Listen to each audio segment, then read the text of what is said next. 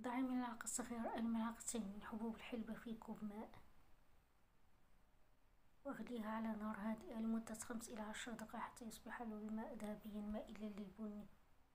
اطفئي النار واتركيها تتوضأ لمدة 5 دقائق لتشبع البخار بالمكونات الفعالة. يمكن تحليته بعسل طبيعي خصوصا لعلاج السعال والبلغم. اشربوا 2 يوميا صباحا ومساء، ويفضل أن تكون دافئة.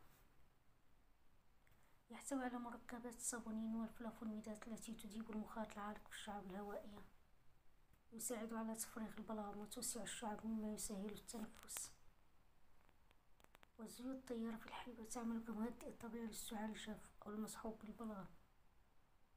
يحتوي على الحديد والمغنيسيوم ومضادات أكسدة تساعد على تحسين تدفق الدم.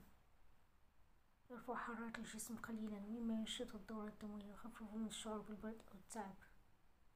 وغني بمركبات الصابونية والفينولات التي تخفف الالتهابات وتحفز الجهاز المناعي.